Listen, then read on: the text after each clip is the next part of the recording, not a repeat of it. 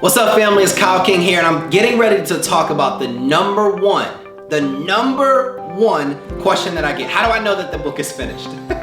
How do I know that the book is finished, Kyle? I've been writing. How do I know that it's finished? Let me ask you a question, because this is the same question that I ask authors all the time. Aspiring authors, coaches, consultants, speakers, all the time. I want you to walk me through, not really a question, a comment.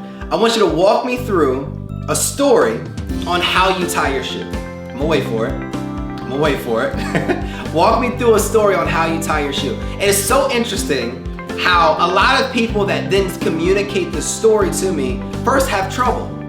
You know why they have trouble? Because we do it so flawlessly. We've mastered the skill.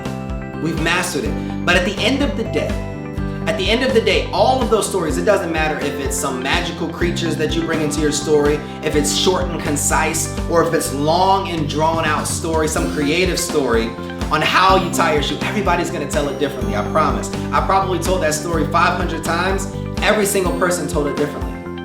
But you know the thing that ends up at the end is that you end up knowing how to tie your shoe. The knot gets tied at the end. When you think about who you are as an expert, who you are as that educated individual, who you are as that person writing your book, the only thing that matters is getting your reader to the point where the knot is tied so that they can be able to move on as their journey. The beautiful thing is when we look at the two laces of a shoe, there's two different points. There's a point lace on the left, that's the beginning. There's the lace on the left, the lace on the right, that's the end. When we start tying them together, the tying process serves as what? The steps, the chapters, the transformative process. How we know that the story is done when the knot is tied and now your reader is ready to walk through and walk forward. I want you to think on the front end. What does that transformation look like? What is the knot being tied look like in my story? What did I promise my reader on the front end of the book that I'm gonna be able to give them by the time that they finish reading the book?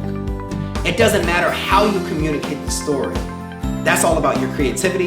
That's all about your uniqueness. That's all about your unique selling proposition. And we have videos to be able to tell you what the story looks like and how to structure the description and break down the chapters.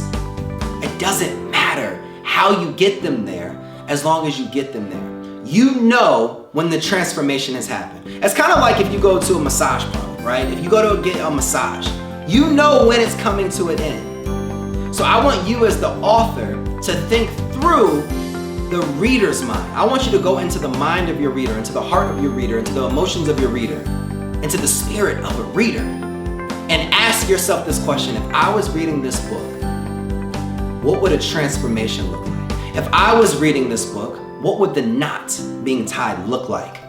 And that's how you know that the story is done. Hopefully that gives you some insight. Hopefully that helps you in your author journey. And if you have any more questions, put them in the comment section below, and I'll see you guys next video.